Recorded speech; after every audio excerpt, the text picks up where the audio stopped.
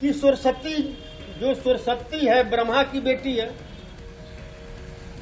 और ब्रह्मा जी का अपनी ही पुत्री पर नियत खराब हुआ। मतलब किसका होता है, चरित्रवान का या चरित्रहीन का? नमस्कार, बिहार तक देख रहे हैं आप और आपके साथ मैं हूं हर्षिता सिंह।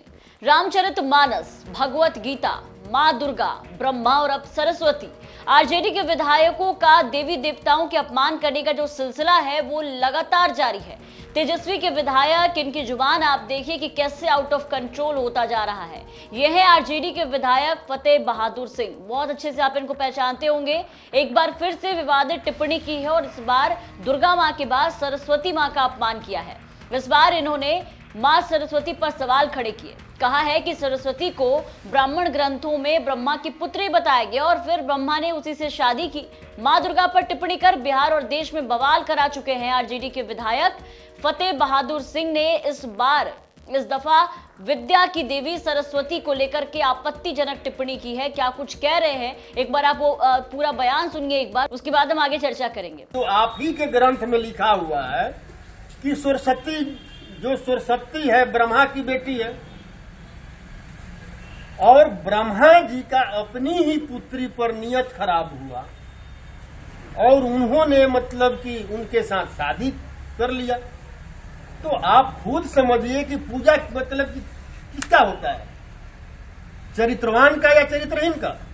और ये भी चरित्रवान चरित्रहीन वाला बात मैं नहीं बोल रहा हूं, ये संत कबीर दास ने मतलब कहा है।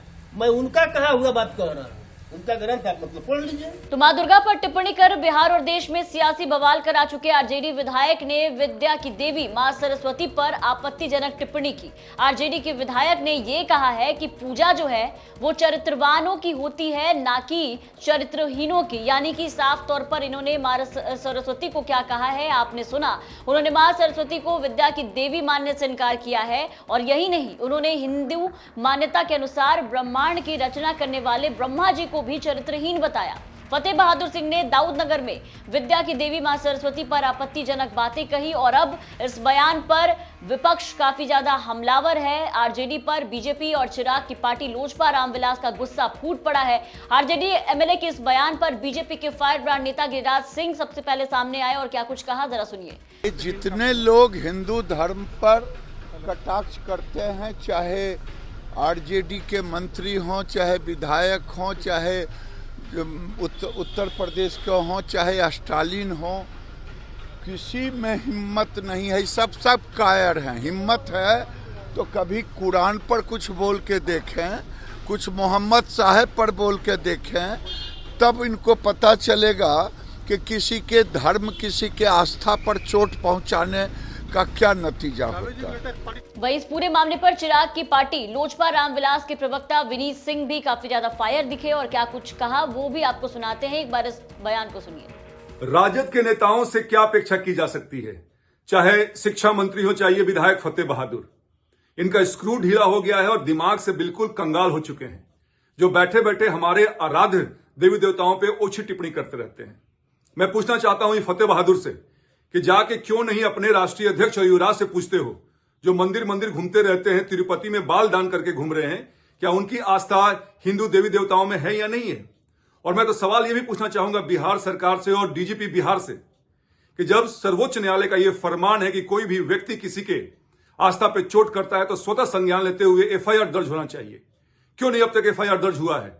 क्यों नहीं ऐसे विधायक फतेह बहादुर जैसे जेल के पीछे हैं?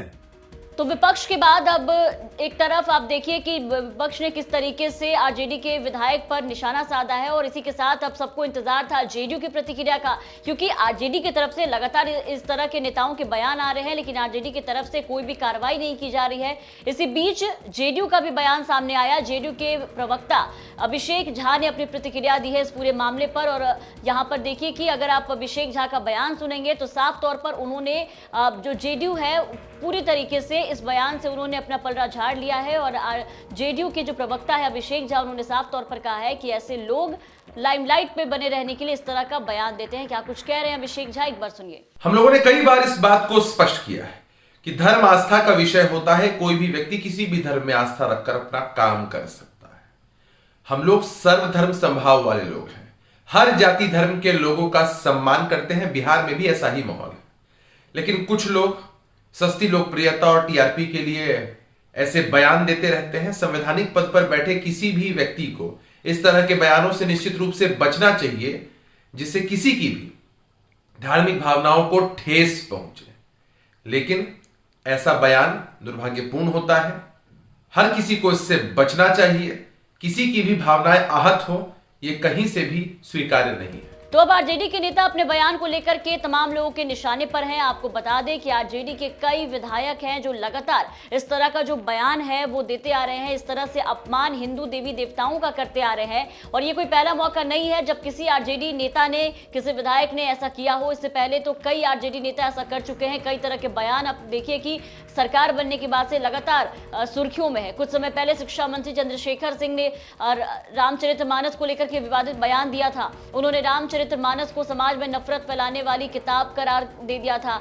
इसके बाद बिहार की सियासत में काफी ज्यादा उबाल देखने को मिला, काफी तेज गरमाई बिहार की सियासत। लेकिन कहीं भी पार्टी को कोई फर्क नहीं पड़ा और उसी का नतीजा है कि लगातार इस तरह के बेतुके बयान जो हैं वो पार्टी के नेताओं की तरफ से सामने आ रहे हैं और अब इस बयान पर बवाल मचा हुआ है। लेकिन इन सब के बीच बड़ा सवाल ये कि आखिर क्यों आरजेडी के नेताओं की तरफ से बार बार इस तरह के बयान सामने आ रहे हैं और क्यों पार्टी नेतृत्व की तरफ से इस पर लगाम नहीं लगाया जा रहा है। उसी का नतीजा है कि तमाम विधायक और तमाम नेता मंत्री सब आरजेडी के बेलगाम नजर आ रहे हैं। आपकी क्या प्रतिक्रिया है इस बयान पर, आरजेडी के रवैये पर, शीर्ष नेतृत्व पर? कमेंट करके जरूर बताएं। और आपको बता दें कि जानकारी हम तक पहुंचाई थी औरंगाबाद से हमारे संवाददाता अविनेश सिंह ने। और बिहार की तमाम खबरों के लिए बने रहे बिहार तक के साथ।